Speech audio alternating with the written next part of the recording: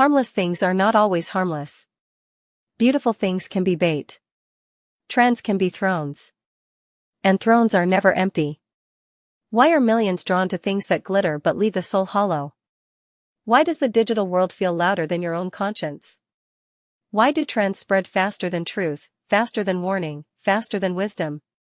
Why is this generation drowning in entertainment yet starving for peace? I ask these questions because I watched a woman die. A brilliant woman. A logical woman. A woman who trusted intellect but ignored eternity. She died convinced she needed no faith. Sharp in the mind, numb in the soul. Overflowing with information, empty of revelation. Something ancient hides inside modern trends, and most people never notice until the damage is already carved into their spirit. This is the truth that stalks her in the quiet hours. And it was in her death, her absolute, silent fall, that Jesus revealed to her the spirit behind the very things the world celebrates as just trends. Even now, retelling this feels dangerous. Holy. Heavy. Like unveiling a forbidden scroll with trembling hands. There are truths heaven releases only once. And when they strike you, they rearrange the architecture of your being. She crossed the veil, and what she witnessed dismantled her certainty. She learned that trends are not random, not organic, not harmless. They are currents. And every current flows from a source. Every aesthetic is influenced by a whisper. Every obsession is guided by a presence. Every movement has a spirit behind it. This is what she told me when she returned. Her voice shaking, her eyes unable to meet the daylight. It was never random. None of it. Something is pulling them, pulling all of us. Those words carved themselves into me, becoming a burning refrain I still hear in the dark. Keep speaking. The truth must be told. I hear that command even now. I feel it tightening around my ribs like a sacred vow. It will not let me be silent. So before we go deeper, before I reveal the spirit she saw moving behind the trends shaping this generation, you must hear this warning with the same trembling weight heaven pressed into me. Subscribe to the Serene Bible. If truth frightens you, imagine what ignorance can cost you. Return to the fire.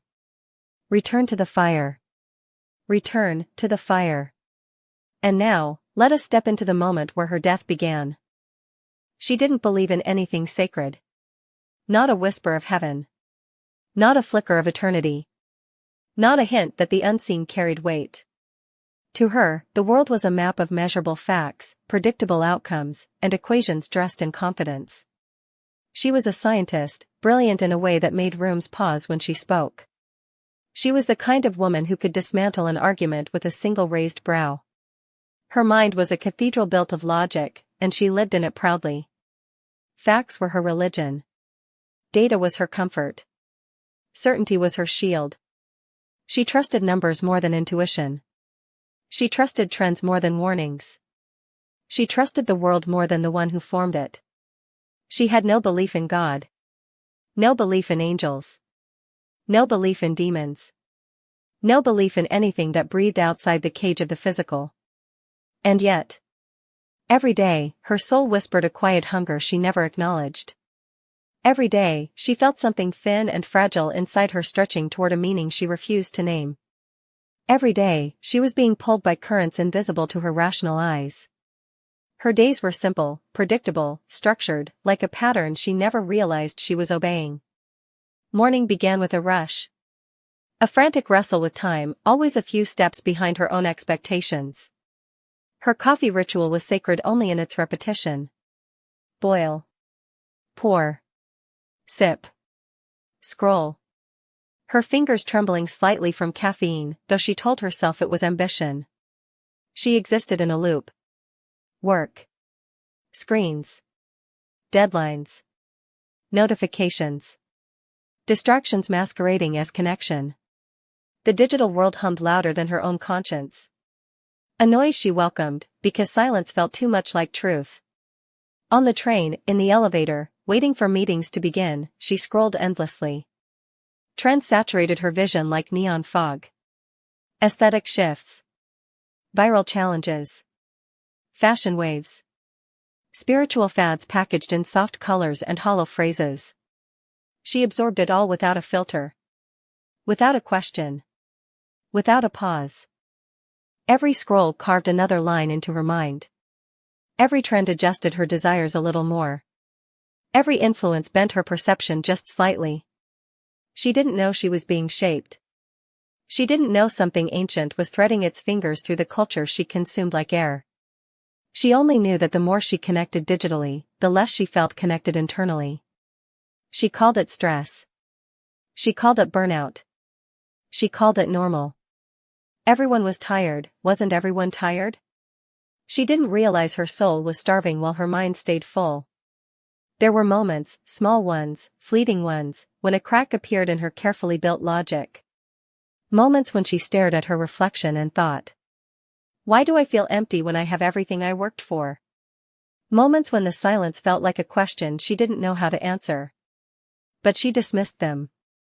She pressed the cracks back into place with productivity, busyness, endless digital noise. Something in her was cracking, but she didn't know it yet. Something was signaling, but she lacked the language to interpret it. Something was calling, but she was too numb to hear the voice. And through all these memories, fragile and painful, I hear the refrain that guided her steps long before she understood. You were brought here to remember. A whisper she never acknowledged, yet one that circled her like a shadow of mercy. Return to the fire. Return to the fire. Return to the fire. She lived like this for years. Full schedule, empty spirit. High achievement, low awareness. Hyperconnected, deeply alone. And she thought this was normal. She thought all humans felt this quiet ache. She thought the soul was an accessory the body could live without. But the soul is never silent. It only speaks in subtle ways we mistake for ordinary sadness. And if what I'm describing feels too close to your own life, too familiar, too intimate, too true, then hear me with the weight of a witness who survived the unveiling. If this feels too close to your life, subscribe. If you don't, at least enter the comments and confess why you fear truth. Because the journey she was on, the fracture widening inside her, was leading her to a moment that would split her life in two. A moment she never saw coming. A moment that would reveal the spirit behind the trend she had followed blindly. And that moment begins now. Return to the fire. It happened on an ordinary day, the kind of day that hides catastrophe behind routine.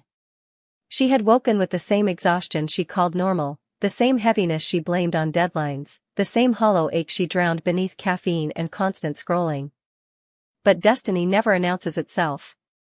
She was walking, just walking, when the moment arrived. A subtle tightening in her chest. A thin ribbon of dizziness unwinding through her vision. A sudden weakness in her knees, as though the ground beneath her had exhaled. At first, she ignored it. She always ignored the whispers of her body. Logic told her it was stress. Rationality told her it would pass. But the next wave hit like a silent hammer dropped from heaven. Her breath staggered. Her balance shattered. And in one terrifying heartbeat, the world tilted sideways. Then, a collapse. Sudden. Absolute. Unforgiving. Life ripped away so quickly that even the air seemed startled. People around her moved, but she heard nothing. Their panic was muted, as though submerged underwater. Time stretched. Sounds elongated into a slow, distant hum. Every second thickened like syrup dripping through eternity. Her vision dimmed. But her awareness sharpened. A paradox only death can create. She felt her heartbeat stumbling, failing, dissolving. Her lungs became strangers to oxygen. The edges of her sight turned to ash. And then, the silence spoke. Not with words. Not with sound. But with a presence that pressed against her fading consciousness like the palm of eternity. She was slipping. And she knew it. Return to the fire. Return to the fire. Return to the fire. The moment her heart released its final grip on her body, everything inside her stepped into clarity. She hovered. Weightless. Detached. unbound. She saw herself lying there, limp, pale, fragile, utterly disconnected from the logic she once worshipped. She saw her own body as a stranger's shell. A garment she suddenly realized she had never truly known. And in that suspended hush, she whispered a truth she never believed in life. I didn't believe in souls, yet there I was, watching mine leave. Her body remained on the ground. Her spirit rose like a breath escaping an ancient vault. The separation was gentle, yet absolute. No tearing. No violence. Only release. Warmth enveloped her, soft and radiant, as though light itself remembered her even when she had forgotten it. She felt weightlessness, pure, unburdened, like a child lifted into the arms of someone she had once loved but could no longer name. Pain faded. Fear dissolved. Time lost its teeth. Peace wrapped around her like a forgotten memory. Not new, not strange. But familiar, deeply familiar, like something she once knew before birth and only now recalled.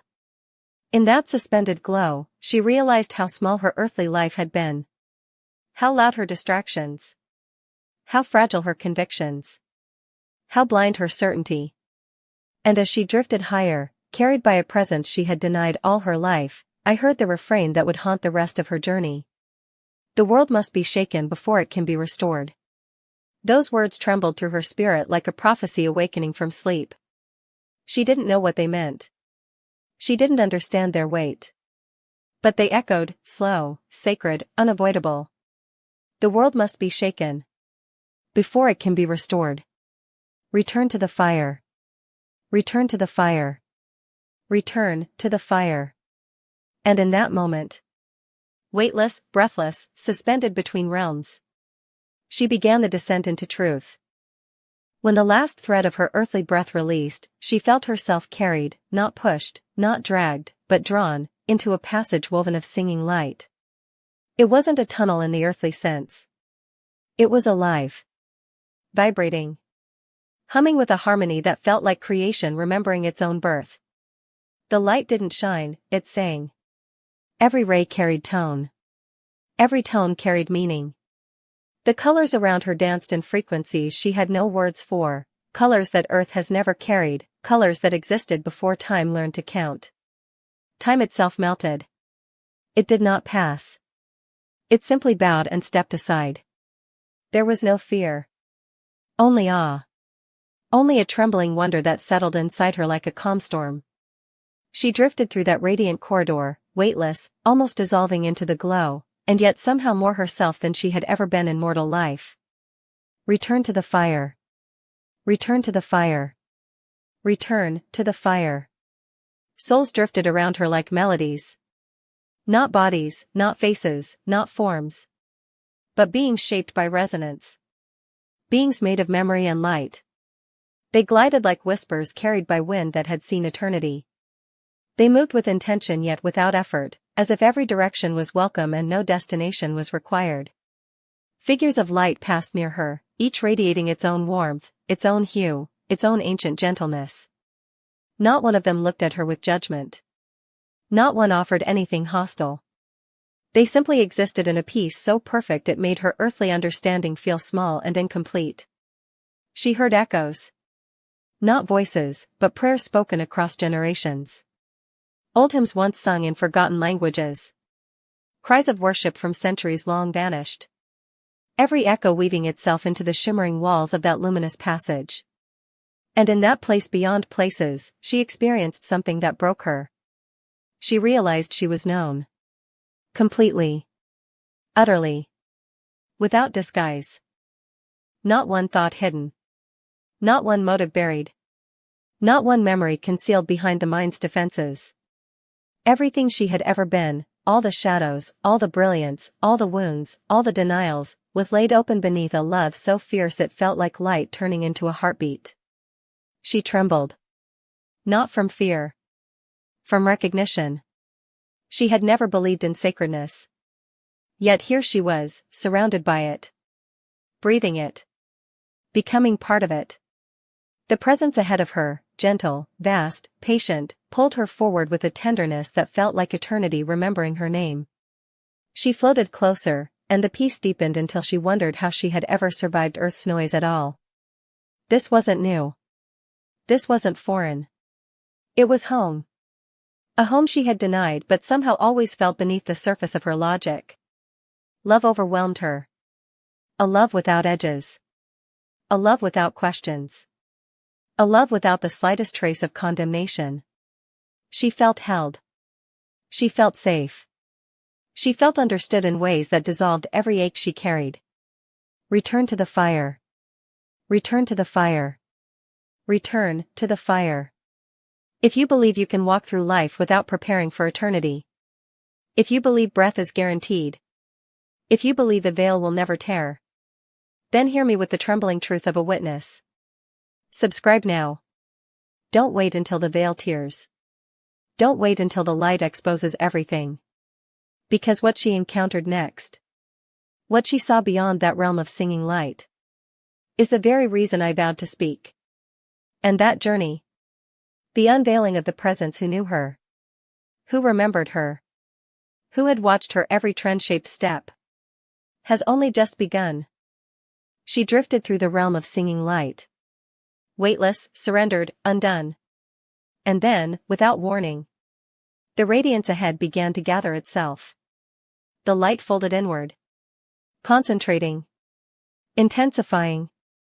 Shaping into something. Someone. She felt it before she saw him. A presence that made the entire realm still. A holiness that silenced every wandering thought. A love so vast it pressed against her spirit like a tide returning to shore. And then, Jesus stepped out of the light. Not in the way earthly vision perceives. He did not appear as much as the atmosphere revealed him. As though he had always been there. And only her awakened spirit could finally recognize him. Light wrapped him like a garment woven from eternity. His eyes, not bright, not harsh, but deep, held truth so absolute it seemed to swallow illusion whole. There was no anger in him. No disappointment. No surprise. Only knowing. A knowing so complete it made her feel transparent. His presence was calm thunder. A strength that did not need to raise its voice to shake the soul. A gentleness that carried the weight of creation without effort. She could not breathe in his presence. Not because of fear. But because every part of her realized, with sudden, shattering clarity, that this was the one she had denied. This was the presence she had ignored. This was the love she had fled all her life. Return to the fire. Return to the fire. Return to the fire. When Jesus looked at her, the realm itself responded. Layers of her life peeled open. Not violently, but truthfully. Like pages of a book turned by a patient hand. In his glance, she saw her childhood. The moments she felt unseen. The nights she cried silently into her pillow. The questions she swallowed because no one ever answered them. She saw her doubts. The ones she had built her identity upon. The skepticism she wore like armor. The intellect she worshipped as a god. The pride she called independence. She saw her fears. The quiet ones she never named. The ones she hid behind achievements and routines. She saw her emptiness. That hollow ache in her chest. The ache she drowned beneath trends, entertainment, and endless digital noise. She saw how she clung to distractions. Scrolling, consuming, chasing after each new wave of culture. Not because she enjoyed them, but because silence frightened her. Silence was where truth waited. Silence was where God called. Silence was where the ache could no longer be ignored. And she fled silence her entire life.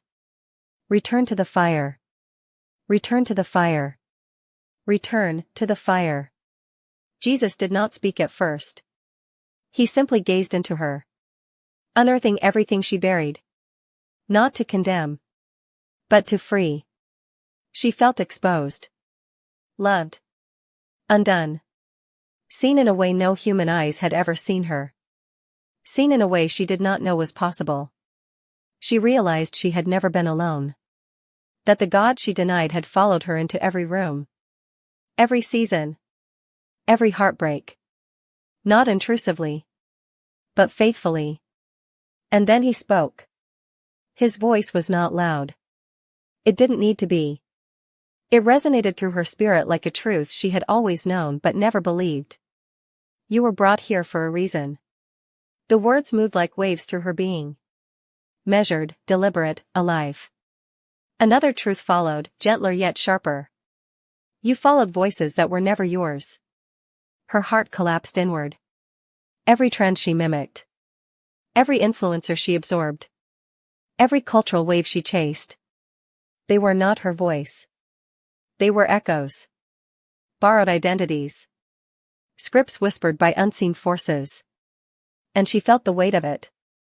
The devastation. The grief. But also the invitation. Jesus stepped closer. The light around him warmed. Softened. Welcomed her deeper into revelation.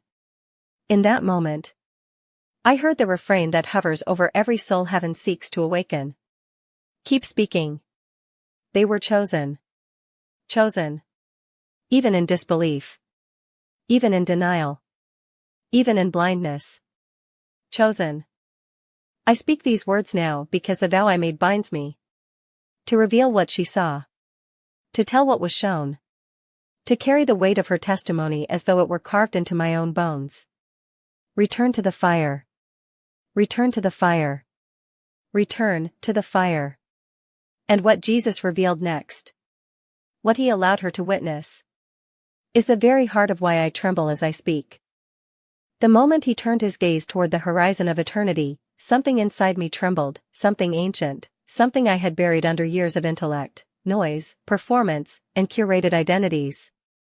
And as the light around him stretched like a living veil, I felt the truth opening, widening, unfurling like a scroll that had waited too long to be read. I had promised him. I had vowed in the dark of my dying breath. If you send me back, I will speak. I will not hide what I saw. That vow burns in me now. It is why I breathe at all. And so I tell you this, quietly, reverently, as one who saw too much to ever be silent again. He called my name in the dark. And because he called me, I must call you. A hush fell over the realm, an impossible silence, a holy stillness, just before the unveiling began. Then the vision opened. It began with colors, colors so painfully clear that they seemed to sing. They didn't exist on earth, not really. Not in their fullness. But woven through those colors was a heaviness, a sorrow, a pulse of something misaligned. And then I saw it. Our world. Suspended like a trembling sphere, turning slowly in his light. But it was not the world I had known with my untrained eyes, the world I had lived in, scrolling, chasing, numbing. No, this world was layered, veined with currents and shadows that writhed beneath what we call culture. He did not speak. He didn't need to. The revelation itself was a voice. The spirit behind modern trends. I didn't even believe in such things, not truly. I believed in psychology, in sociology, in cycles of behavior and collective influence. But what I saw was beyond all textbooks, beyond all theories we build to hide from the truth. There were currents, spiritual currents, running like invisible rivers beneath everything familiar. Trends that looked harmless. Influences that felt empowering. Voices that sounded liberating. Aesthetic lifestyles that promised peace. Digital realms that claimed connection. Movements, fashions, ideals that felt like identity. Yet pulsed with a hollow center. They weren't empty. They were engineered emptiness. The world must be shaken before it can be restored. That refrain rose again, echoing through the expanse. I saw people, millions, moving through their lives in a rhythmic trance, their eyes fixed on glowing rectangles, their hearts tethered to the pulse of trends that changed like smoke in the wind. There was no malice in their faces. No rebellion. Just hunger and exhaustion. Every day another trend. Another sound. Another aesthetic. Another micro-identity to slip into like a borrowed garment. Another digital ritual repeated without thought. But beneath each trend, I saw shadows like thin threads weaving gently into the human spirit, subtle, patient, invisible. Trends that numb the soul. Trends that flatten the conscience. Trends that silence the whisper of eternity. And I realized I had followed them too. Blindly. Proudly. Faithfully. He called my name in the dark. Because I had almost drowned in it.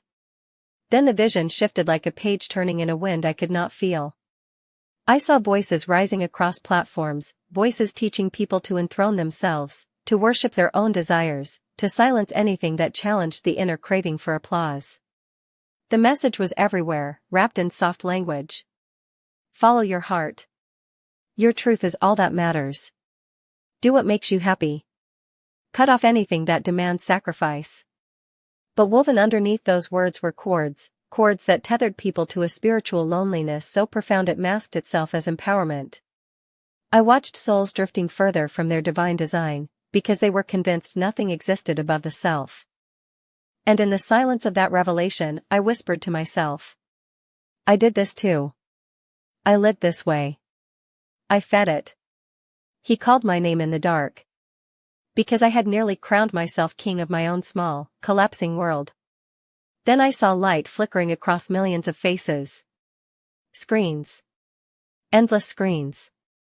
Entertainment so constant, so clever, so intoxicating that the human spirit forgot how to sit in silence, forgot how to feel, how to listen, how to ache, how to heal. I saw laughter masking sorrow. I saw trends masking trauma. I saw viral sounds masking spiritual blindness. People dancing with chains around their ankles. Chains so beautifully decorated that no one recognized them for what they were. Entertainment had become anesthesia. Pleasure had become escape. Escape had become identity. And beneath those glowing screens, I saw spirits, not in monstrous form, not in horror, not in violence, but in subtlety. Always subtle. Always the gentle whisper. Stay distracted. Stay numb. Then the vision darkened. A deep, pulsing shadow moved through the digital world like a serpent swimming beneath water. Not attacking. Just guiding. Just influencing. I saw how certain online habits, small, innocent seeming, opened doors in the soul. Things people joked about. Things people consumed for aesthetic. Practices framed as harmless, ironic, or trendy. But each door opened a little wider. Each door dimmed the spirit a little more. It wasn't possession.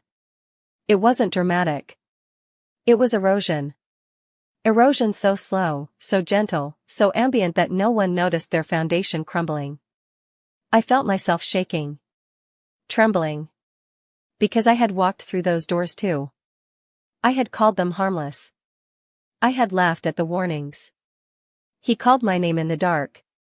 Because the doors I opened would have devoured me. Then came the revelation that left me utterly undone. The digital algorithm. A thing we call neutral. A thing we call mathematical. A thing we call random. Was not random at all. In the vision, I saw it as a river. A spiritual current that carried souls downstream without their awareness. Not controlled by humans. Not controlled by machines. Not controlled by any single darkness. But exploited. Influenced. Steered. The current fed appetites. Fed insecurities. Fed fears. Fed lust. Fed doubt. Fed emptiness. And the more it fed, the more people fed it in return. It became a cycle. A loop of spiritual hunger disguised as entertainment. It was not evil in itself. But it had become a net. A net for unanchored souls. And the refrain rose again, shaking me. This isn't just about culture. It's about your soul. The vision widened until I could hardly bear it. I saw souls drifting. Not by choice. Not by rebellion. But by distraction. Children with identities unraveling. Adults numb to the ache of eternity. Communities hypnotized by curated illusions. Whole generations forgetting the sound of silence. Because silence reveals truth. Silence reveals the soul. Silence reveals him. And I understood. This age worships noise. Because silence would reveal the truth. I felt my spirit crack under the weight of it. I felt sorrow burning through me like fire. I felt his love, his fierce, pleading love, for a generation sleepwalking toward a cliff made of glitter. He called my name in the dark. And for your sake. I answered. If you feel the pull of this world growing stronger, subscribe. If not, explain in the comments why you choose silence over salvation. When the last wave of revelation faded, I thought the vision was complete. I thought the weight had already reached its fullness. I was wrong. The light around him shifted, subtly at first, like dawn gathering strength on the edge of an unseen horizon. Then it rose, brightening until it pressed against my spirit with a force that felt like destiny itself leaning close. And in that rising light, I felt my own heart tremble. Not from fear this time, but from recognition. I had been summoned to see something not of the past. Not of my life. Not even of my death. But of what was coming. A future I was never meant to know. Until he called my name in the dark. What unfolded before me was not a vision of despair. Though it began with trembling. It was a vision of awakening. A prophecy carried on the breath of eternity. The earth appeared again. But differently now. It was wrapped in a quiet tension, like the air before a storm that cleanses the land. I saw borders trembling. I saw systems cracking. I saw ideologies shifting like sand beneath a rising tide. But the shaking was not the destruction I once feared. It was birth. A painful, luminous birth. Across nations, across cultures, across languages, there moved a subtle stirring, a soft but unstoppable awakening.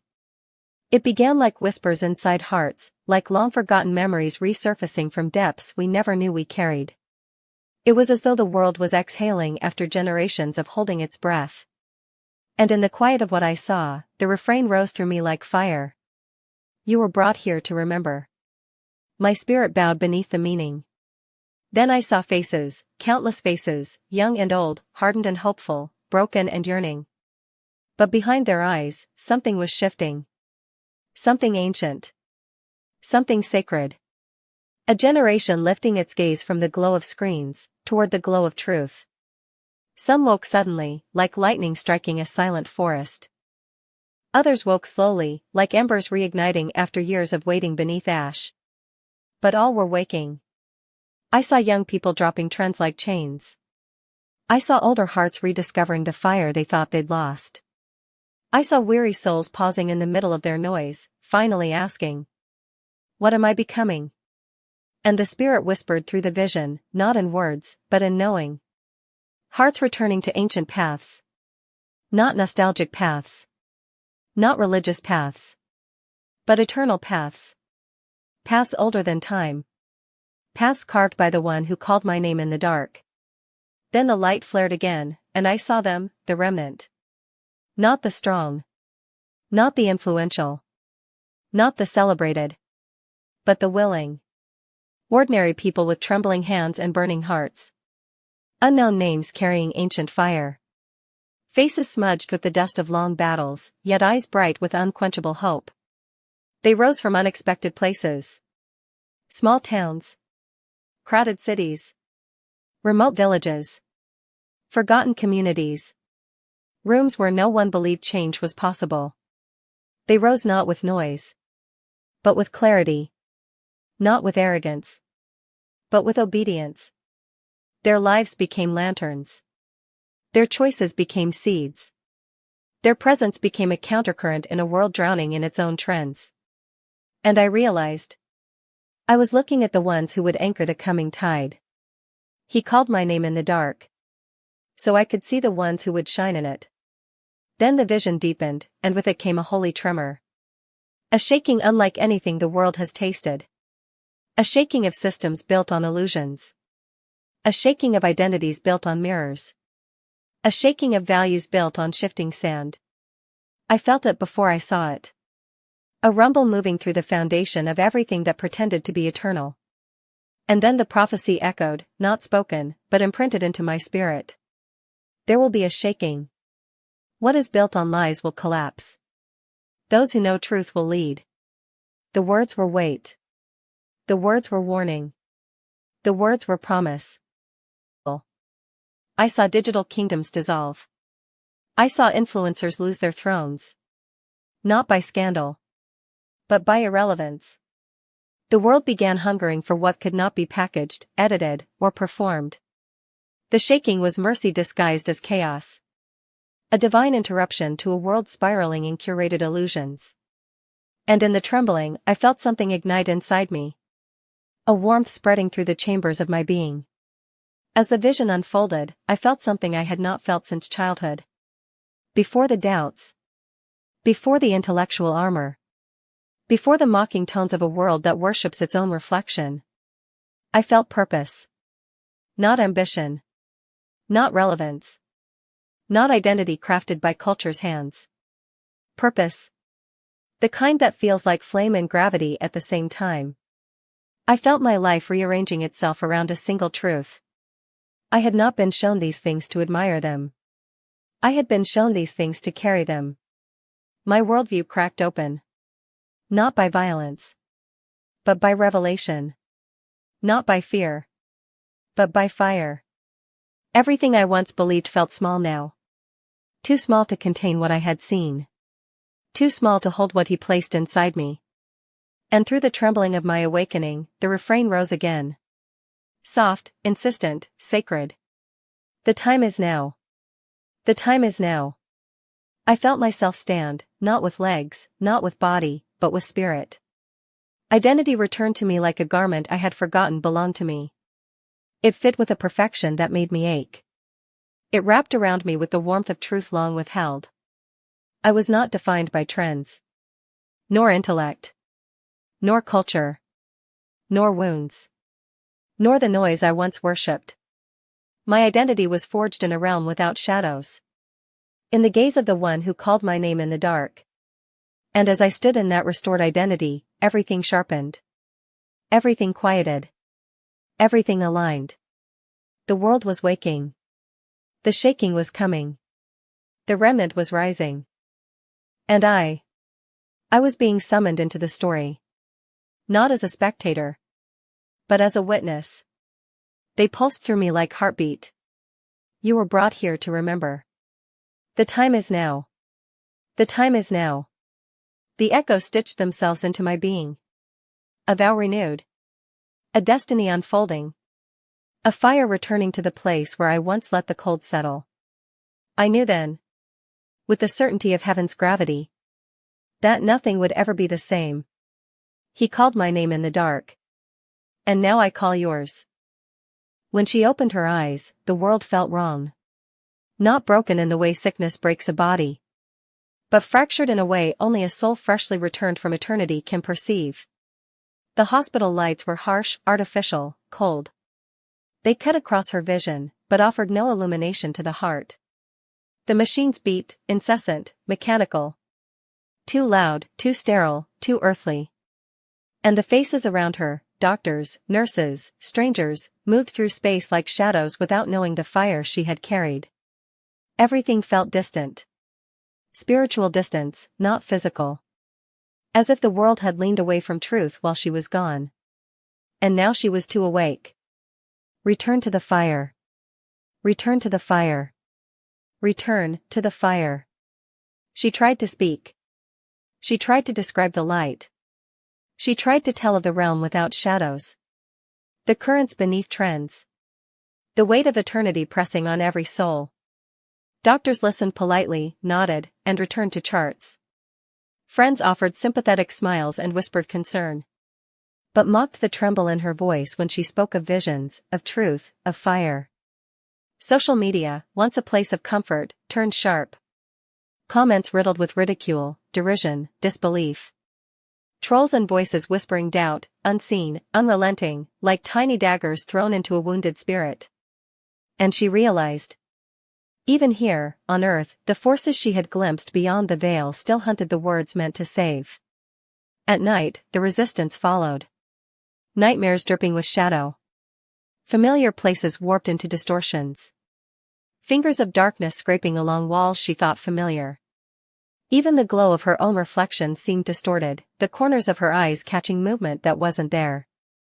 Strange glitches appeared in her devices, messages deleted before she read them, photos corrupted, videos flickering in impossible ways. Every attempt to speak the truth was met with pushback, with friction. The moment her lips parted, the world seemed to lean in to silence her.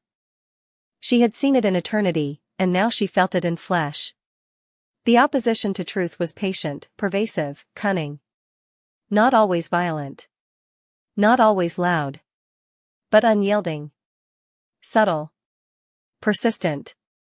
I saw what hunts truth. I felt the resistance the moment I opened my mouth. It is not a rumor. It is not myth. It is as real as the pulse in my chest. The fire she had carried in the light now smoldered beneath the weight of disbelief, ridicule, and fear.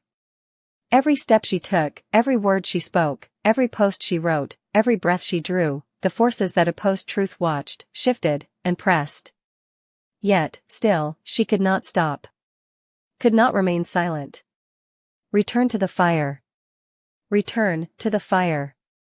She felt it, a profound isolation. The weight of knowing what others cannot yet see. The loneliness of a soul called to remember, called to speak, called to act while the world slumbered in distraction. And yet, the fire in her chest burned brighter. Obedience to the call, obedience to the vow made in the dark, refused to let her cower. Every glance, every mocking whisper, every digital echo against her voice became a sharpened reminder. Truth cannot be silenced.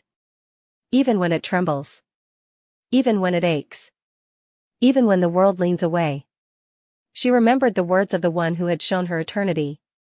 You were brought here to remember. And she remembered the refrain that had guided her through realms of light and shadow. If you value truth more than comfort, subscribe to the Serene Bible. If not, write your excuse in the comments so we can pray for your courage. Because the resistance is real. Because the world prefers silence to salvation. Because the moment you begin to speak what you have seen, the hunt begins. She had returned to the earth.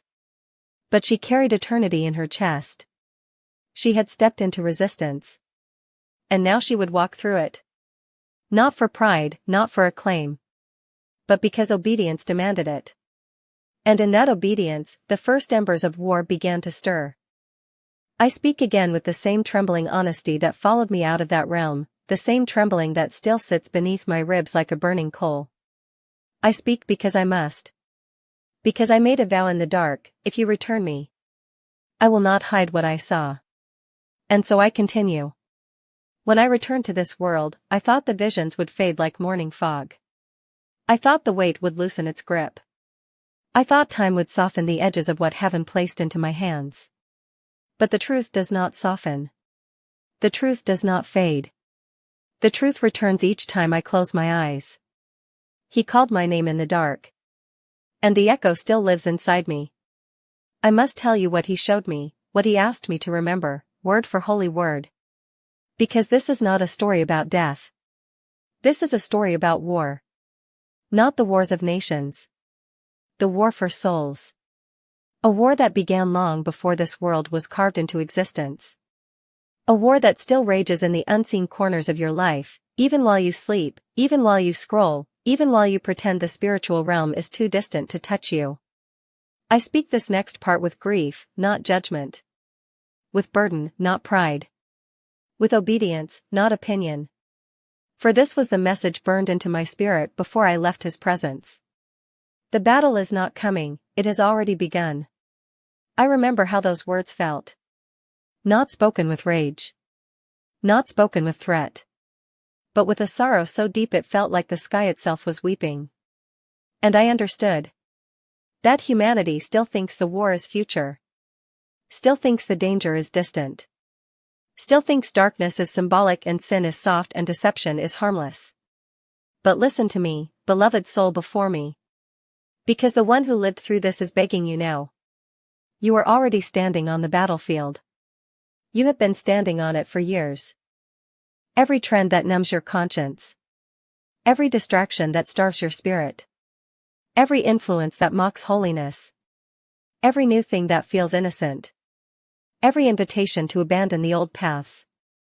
Every voice that tells you faith is outdated, purity is unnecessary, and discernment is extremism.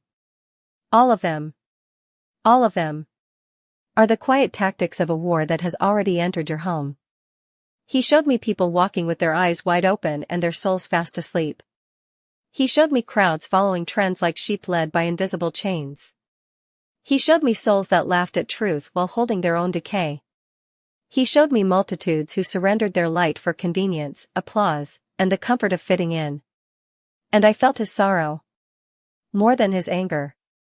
More than his disappointment. I felt his sorrow the way a child feels the sorrow of a grieving father. Many will fall asleep spiritually. The words still shake me.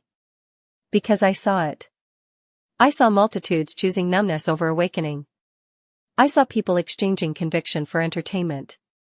I saw souls who thought they were safe because they felt nothing, never knowing that feeling nothing was the loudest alarm heaven could ever sound. And then I heard the next truth, whispered like a blade through the veil. Many will follow trends that bury their souls. And suddenly I understood why the world is so loud. So fast. So obsessed with what is new, what is trending, what is viral. Because noise is easier to follow than truth. Because darkness sells you what feels good while it steals what is sacred. Because distraction is the devil's favorite lullaby. But there was another truth. A truth that burned brighter than the sorrow. But those who return to truth will stand. And those words pierced me. They still do. Because they were not spoken about some chosen elite. They were spoken about the willing. The humble. The ones who decide to wake up even while others sleep. The ones who decide to rise even when the world laughs. The ones like you. Yes. You. I need you to hear me now, not with your ears, but with your soul. You didn't find this video. Heaven placed it before you. I say that with trembling. I say that with awe. I say that because I feel the weight of it in my bones as I speak. This moment, this exact moment, is not an accident in the realm I witnessed.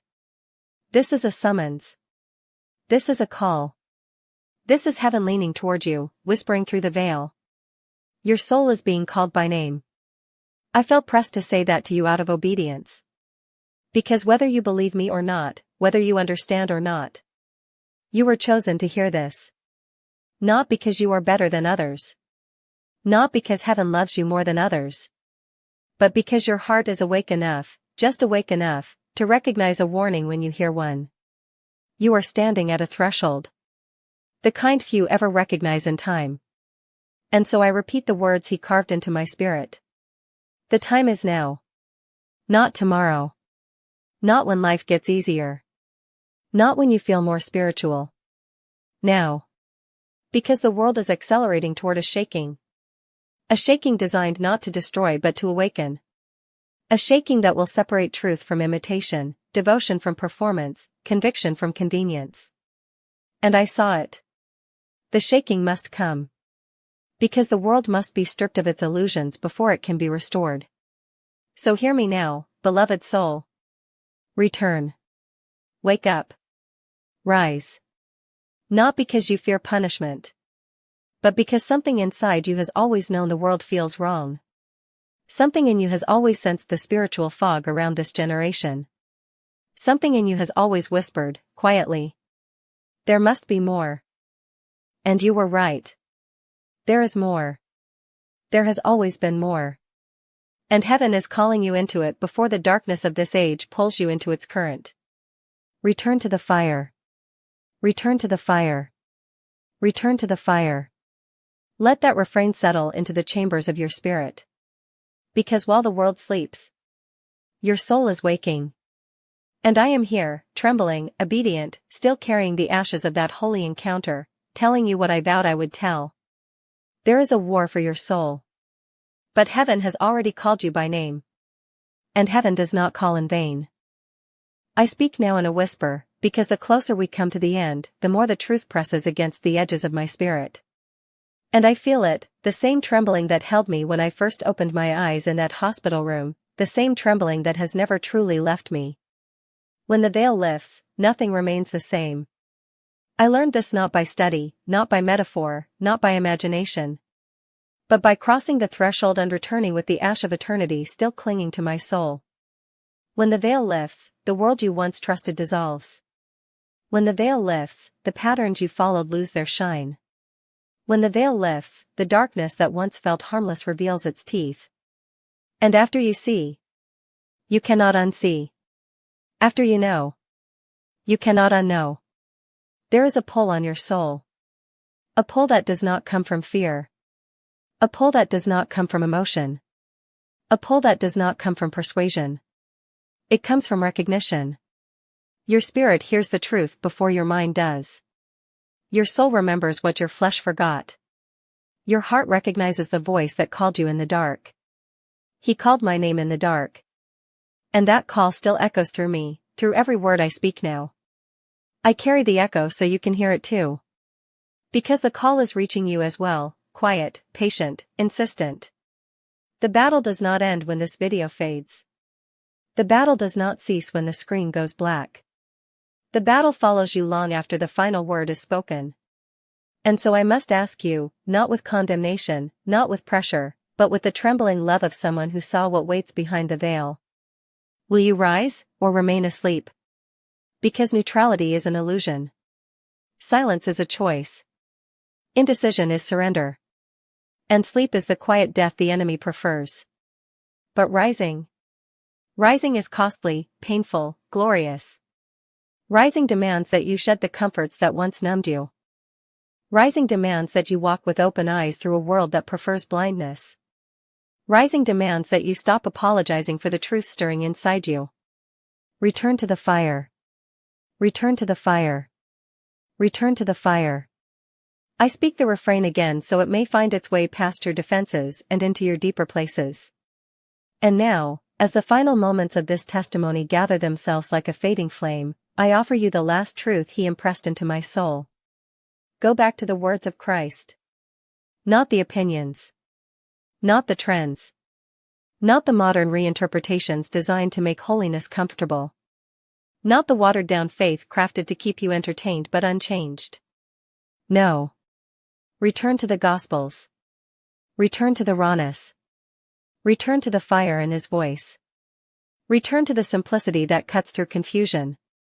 Return to the clarity that exposes every deception. Return to the love that does not flatter but transforms. Let truth rebuild you. Let truth burn away the shadows that followed you. Let truth awaken the parts of you that have been silent for years. And as I speak this, I feel the holy weight settle again on my shoulders, the weight that tells me I have spoken what I was commanded to speak, not perfectly, not eloquently, but faithfully. So let this be the final echo. Let it settle into your spirit like a vow whispered into eternity. Keep speaking. Even when your voice trembles. Even when darkness resists. Even when others mock what you saw. Even when the world distracts itself into oblivion. Keep speaking. Because truth dies only when the called fall silent. And hear me once more. The time is now. Not later. Not when you feel ready. Not when your life calms down. Now. This isn't just my story. It's yours. This isn't just my awakening. It's your summons. This isn't just my vow. It's the stirring of your own. And so I step back, allowing the flame to pass from my trembling hands to yours. Quietly, reverently, obediently. Return to the fire.